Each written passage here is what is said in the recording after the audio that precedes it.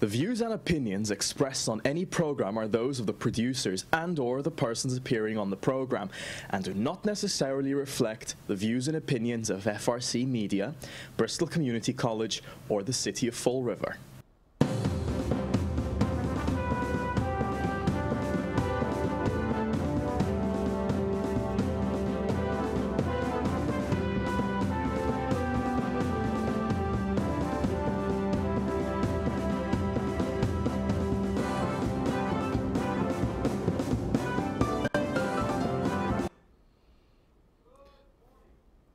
Well, I can't hear you. I said good morning. I don't have any monitor. I didn't know we were done. So, welcome to live TV.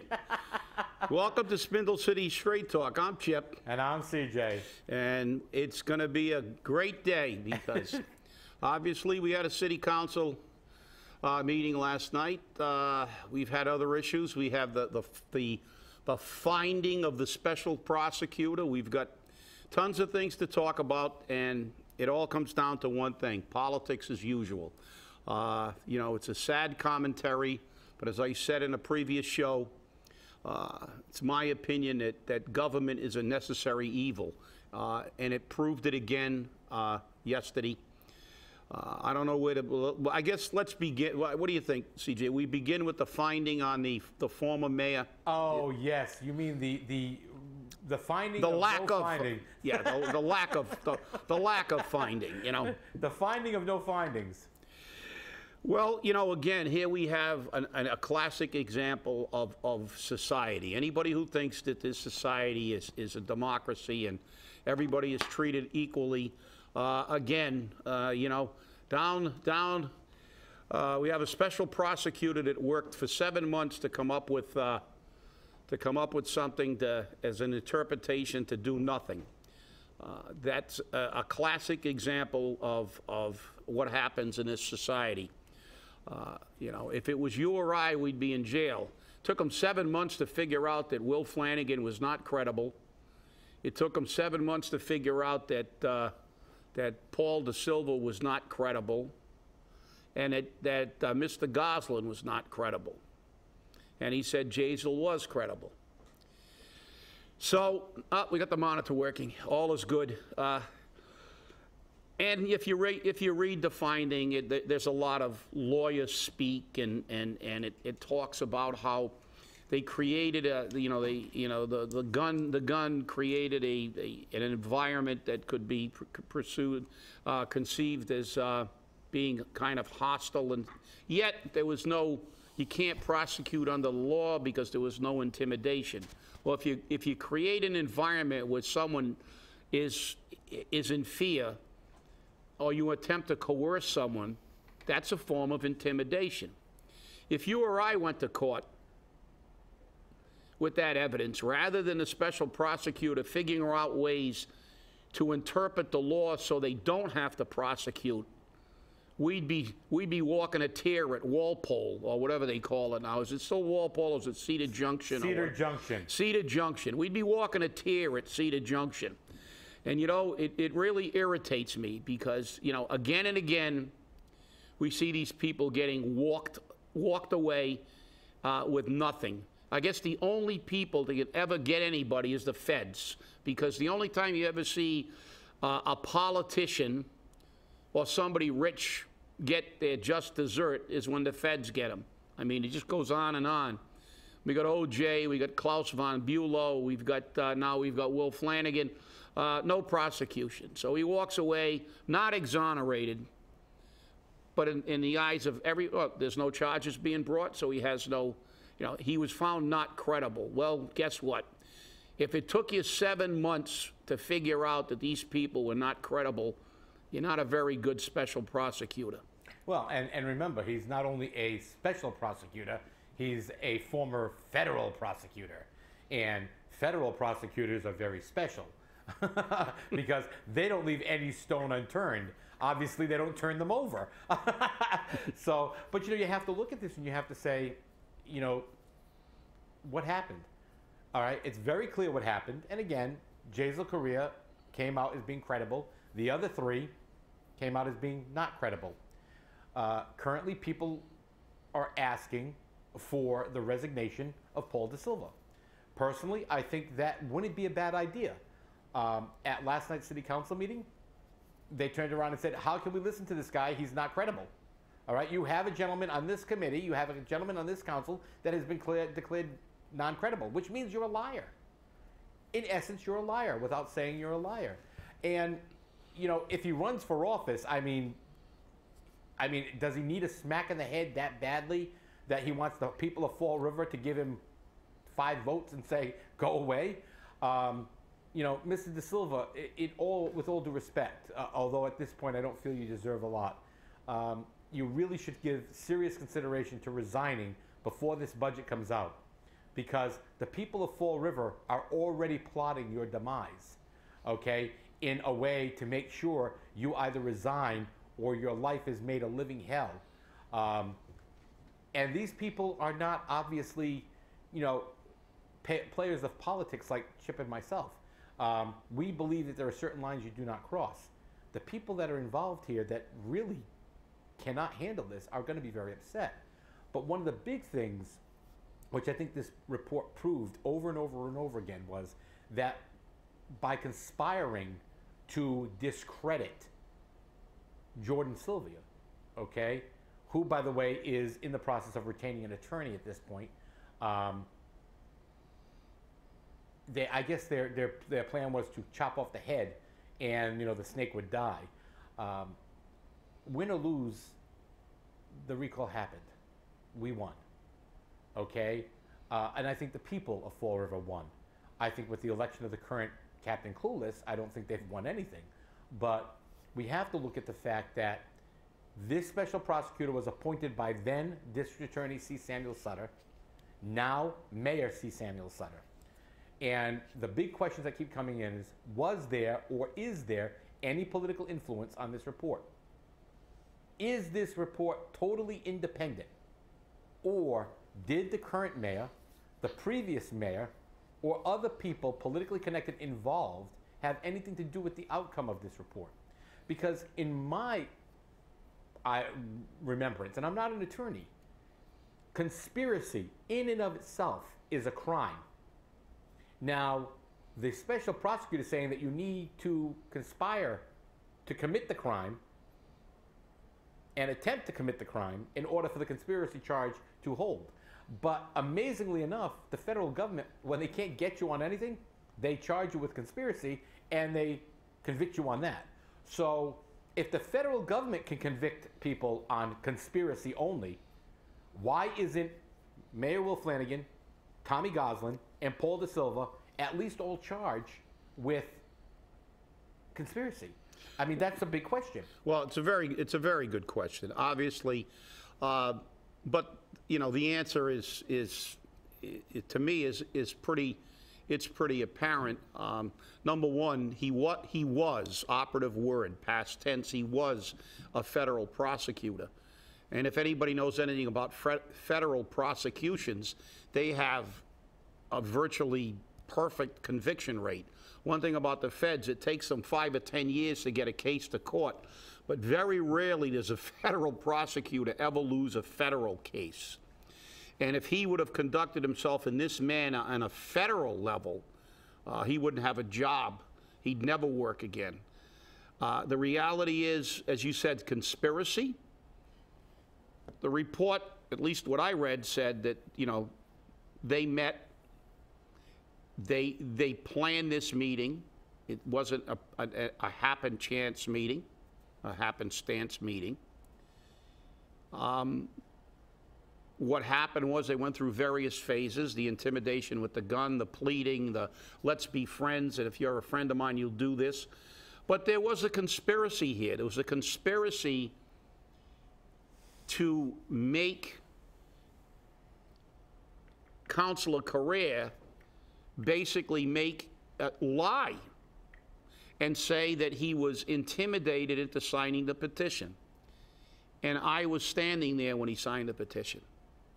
And he said very clearly, and I commended him then and I'll commend him now, he said before he signed that petition, I disagree with what you're doing, but I feel it's your right as voters to do this.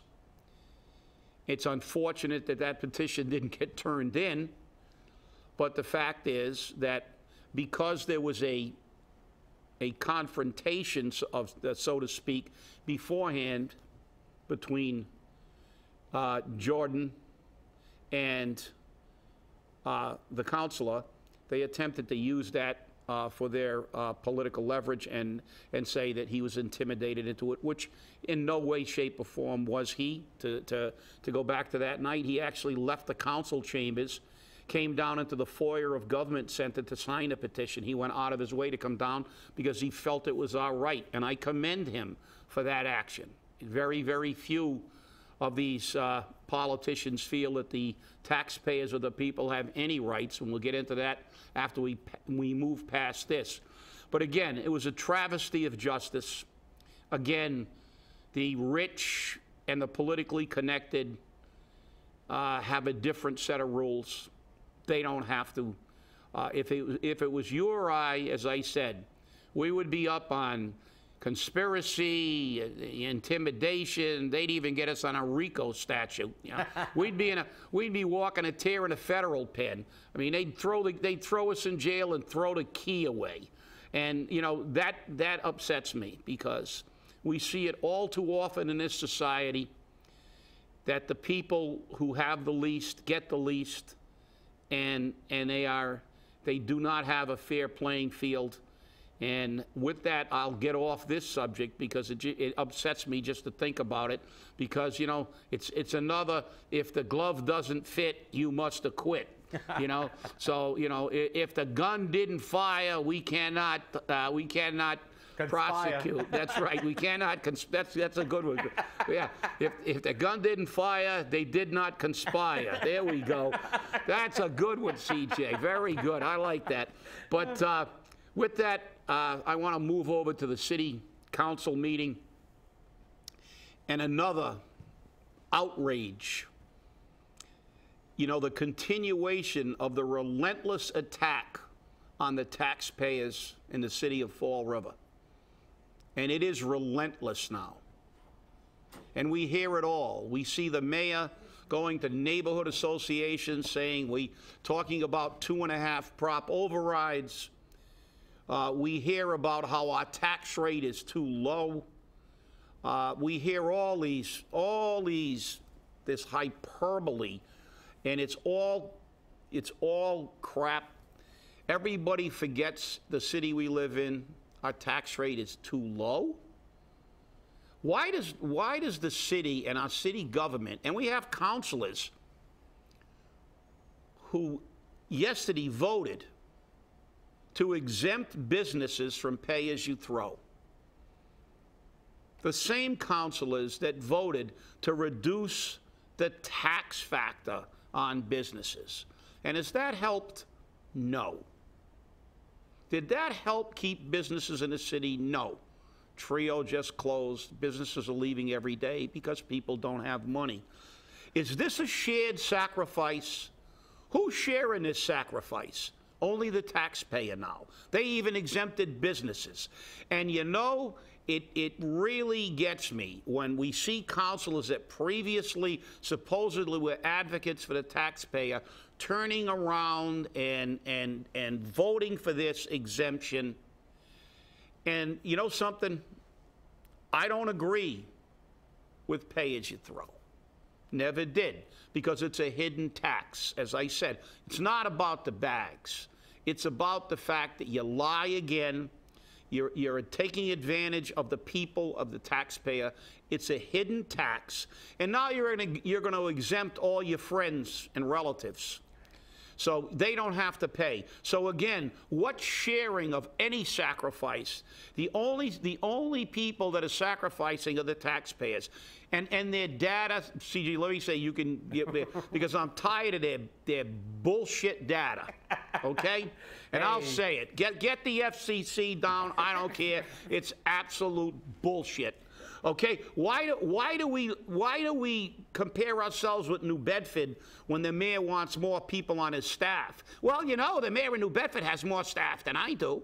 But when did they say that New Bedford has a higher tax rate than we do? But then when you say, well, they don't pay for bags and there are no fees in New Bedford, we can't say that. Oh, we have a low tax rate. But then all of a sudden we can't compare ourselves with the two cities of our size that have the most businesses, Newton and Cambridge, and actually have lower taxes than we do. So the old adage that liars can figures don't lie, but liars can figure, well, data can lie too, and liars can compute data and manipulate data. And you know something? The only people that are getting beat up every single day in this community are the beleaguered taxpayers, the people living on a household income of less than $35,000, which is half the state average. But they don't care. This council doesn't care. I'm appalled by the action. And on top of this, they want to put another fee. They want to charge $100 per unit. You know what I'm saying today? Everybody in this city, if they impose this fee, everybody in this city should go to private. Call ABC, call Cleanway, call anybody you want. Screw the bags. Nobody in the city should use a purple bag. Everybody abandon it. Let them eliminate trash pickup. Never mind privatize it, eliminate it. Well, forget it. Well, you know, Chip, the thing is that... Am I upset? Just a little. Chip, you know, the thing is that when you look at the vote, I thought it was 6-3. It's actually 5-4 with Jaisal Correa, Mike Mayoza, Dan Rigo, and Joe Camara voting in the negative. So let's look at the taxpayer advocate, okay? And I'm going to call her out. Councilor Linda Pereira, turncoat. I got to be nice. I'm not going to get the FCC on my back. Turncoat extraordinaire, who touted how even on vacation, she had to call the city to do her job because even when she's on vacation, she is still a city councilor. But you turned around and made sure that that ordinance did not fine you as the landlord, Councilor Pereira. Talk about self-serving, okay? And you made sure that businesses were not fined and did not have to use the purple bags. And if you want to see proof and evidence of that, drive by Standard Pharmacy on East Main Street or Walsh Pharmacy on Rock Street and see all the non-purple bags from members of city boards and commissions. Specifically, one of the boards that's responsible for enforcing some of this, the Board of Health. Okay? This is why Fall River gets the shaft, because every one of you wingnuts out there who think that Linda Pereira is a wonderful person, and she is. I know her personally. I've known her for many years. But as a city councilor now, we see, just by this vote, what she's doing. You know what? I don't have a horse in this race. I said this over 1,000,000 times, okay? I don't care whether they put pay-as-you-throw in place or they don't. I care about the law. That's what I care about, okay? And the bottom line is, the ordinance that is currently proposed by Pat Casey, Ray Mitchell, and who else was on that committee? Because it was 3-2 with Jaisal Correa and Dan Rigo voting nay on this ordinance. Oh, and Paul De Silva. Imagine that. I forgot the other. That was a Freudian slip. You wanted to forget him. Okay, yeah, we'll take that. Freudian forget. And Paul De Silva, who passed this. I wonder why. Could we be taking care of our business associates? Okay? I send via email on a regular basis to every city councilor possible solutions, possible problems, possible ways to solve some of this.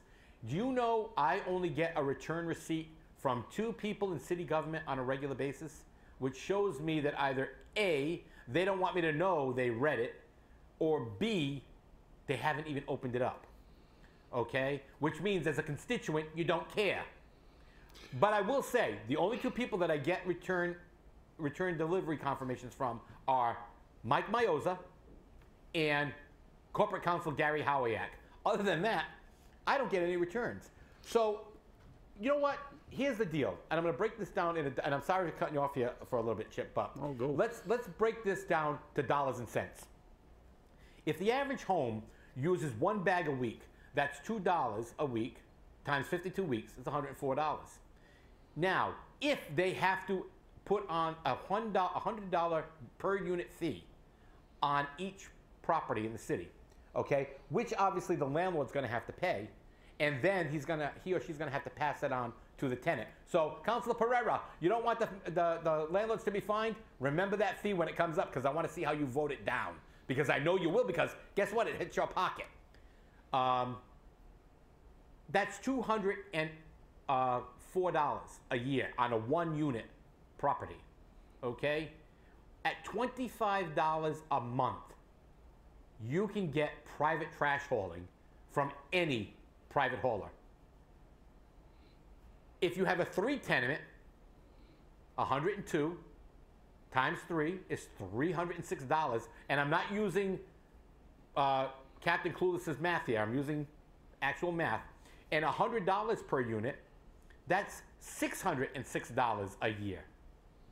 At $25 a month for one bin, $40 for a small dumpster, okay? I think I would save more money doing it that way.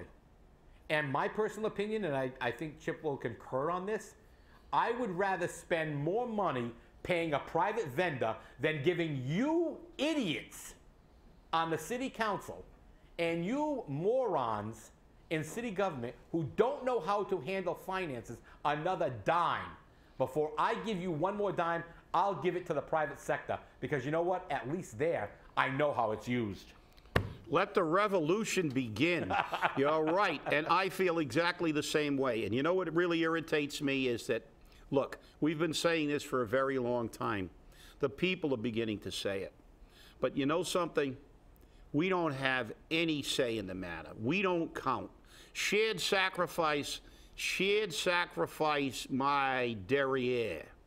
The fact is that, listen, the citizens of Fall River have absolutely no say in what's going on in the city of Fall River. It's people who live out of town. It's the people with the money. It's the political. The fact is that, listen, Rob Mellion, the Messiah, walks in front of the city council. I'm surprised they don't all get up, leave their chairs, walk over to the well, and kiss his feet. He doesn't live in the city. He doesn't need a waiver to speak. Everything he says is like gospel, even if it's absolute BS. He comes up with these. How long has he been making all these suggestions to enhance business, and business has not really thrived in Fall River? It's getting worse and worse every year. But you know, no, it's because he's the Messiah. And they like to play games. They like to create an illusion, the illusion that things are going to get better, the illusion that we're doing something positive. It's not positive, because it's real simple. You know, it's a sad commentary when Walmart, the most anti-labor organization, retail store on the planet Earth, a corporation that has 90% of its goods done by child labor chained to a machine somewhere, working for just above slave wages. A company that's fought unions tooth and nail now has a commercial. They're investing billions of dollars to give their workers pay raises, because a pay raise will help the economy. Come on. When Walmart can figure that out, our moronic council can't figure out that if you continue to take money out of the pockets of the people of Fall River, what we have left is a population that can't support any business. We have one of the highest, if not the highest, percentage of subsidized housing. Those people don't have much discretionary cash, and if they do, you know, I know they don't spend it in the stores, in restaurants. They might spend it on cigarettes, scratch tickets, and in a liquor store. And I know I'll be vilified for that comment, but that's a fact. But the reality is, the rest of the people here are on fixed incomes for the most part, or they're so rich they don't care. And, you know, this is what we're left with. Nobody cares. We're paying to paint houses in the Highlands. And believe me, that's CPA. That's my next mission. Because when all this is over, after the next election, I am going to launch an effort to repeal that crap, because I'm paying enough taxes. And like you, CJ, I don't care if I'm paying a private company more money. They are taxing me to death. I'm sick of it. I will not give this city one more penny than I have to, because they cannot handle money. And unlike me, when they misspend money, there's no consequences. They just misspend and misspend and misspend, and then they just tax us some more. And they say there's no fat. BS. I'll show you plenty of fat. The fact is that there's no shared sacrifice. The sacrifice is all ours. And I'm going to tell you right now, they will never get another penny. I always pay my excise tax and my water bill on the last day. The bank pays my taxes, so they pay it early, which really upsets me. Years ago, I used to pay it. I used to pay it on a day it was due. But believe me, this city will not get one penny from me ever again until they take it from my cold, dead hand. And even then, they're going to do it because they want to raise the fees to bury you. That's right. So, you know something? We've got to start this revolution. These people, they're totally out of control. They don't care how much they tax. And the next councilor that says our tax rate is too low, they should be ejected from the council chamber, because you know something? When you're living on $34,000 a year, the tax rate is high.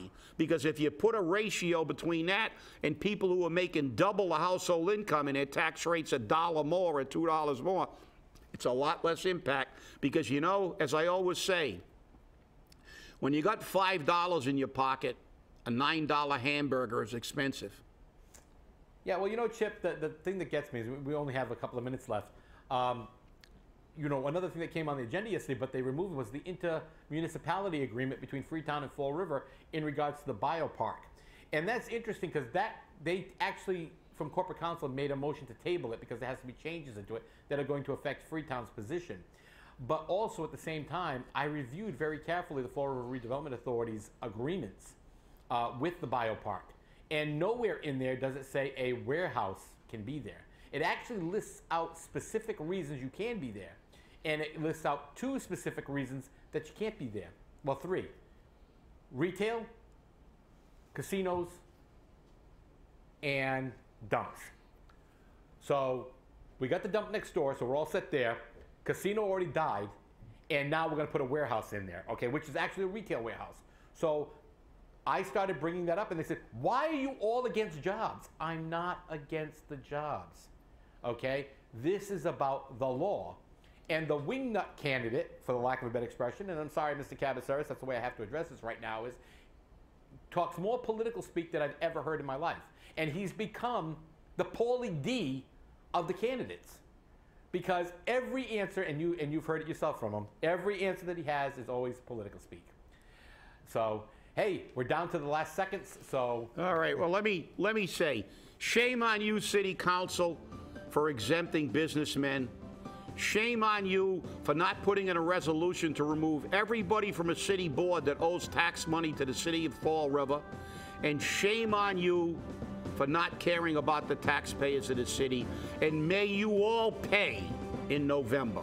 Thanks for watching Spindle City Straight Talk. We'll see you on Friday.